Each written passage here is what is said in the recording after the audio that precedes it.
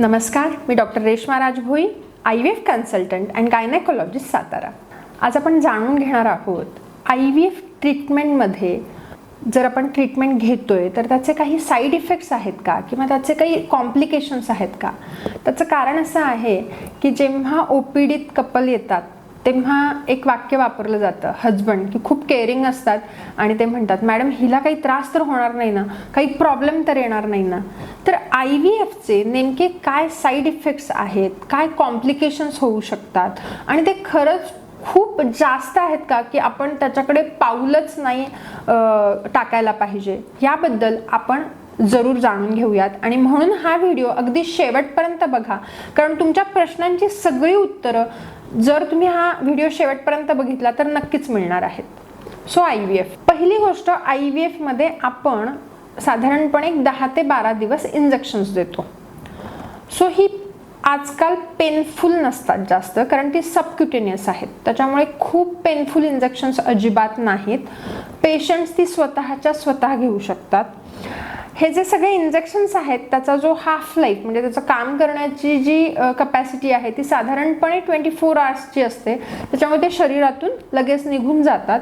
ते long term काही side effects अजिबात देत नाहीत.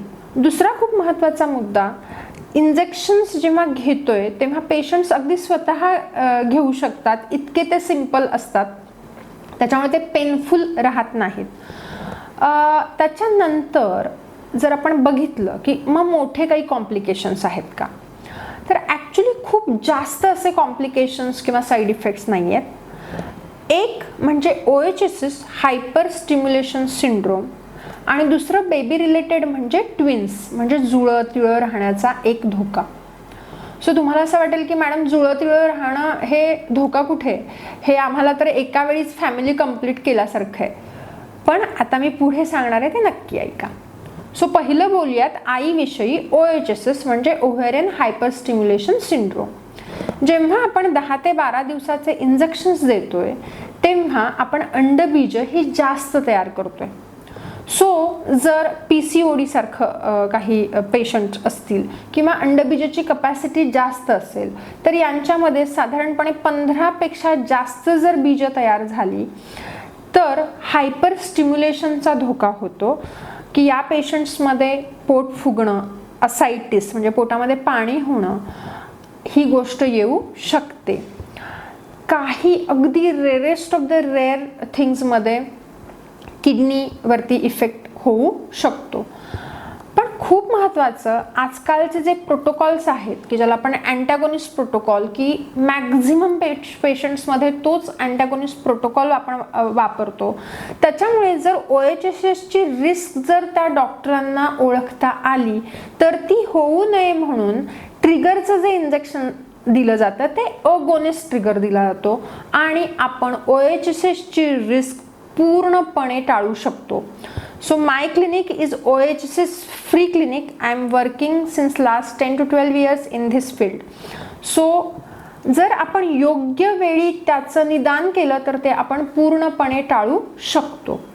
OHSS जर वाटतंय तर त्याच्या पिकअप झाल्यानंतर सुद्धा 5-1 दिवस आपण अँटॅकची इंजेक्शन्स कंटिन्यू करू शकतो. हाय प्रोटीन डाएट आपण देऊ शकतो. कॅबरलिन सारख्या टॅबलेट्सचा वापर आपण करायला पेशंटला सांगतो. सो हे निग्लिजिबल कॉम्प्लिकेशन्स आहेत आणि आपण ते नक्कीच प्रिव्हेंट करू शकतो. सो डेफिनेटली पेशंटच्या साईडनी it's not an major side effect or complication. दुसरा मुद्दा येतो मग ट्विन्स, जुळं राहणं.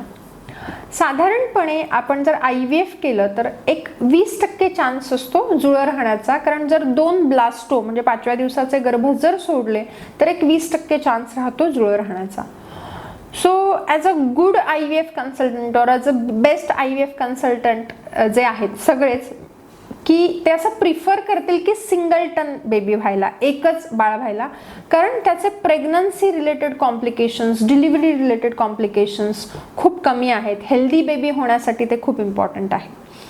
पण पेशंट बरेच सांगतात की नाही आम्हाला मॅडम एकदमच एवढं खर्च करतोय तर एकदम आमची फॅमिली कंप्लीट झाली तर आम्ही खुश असू.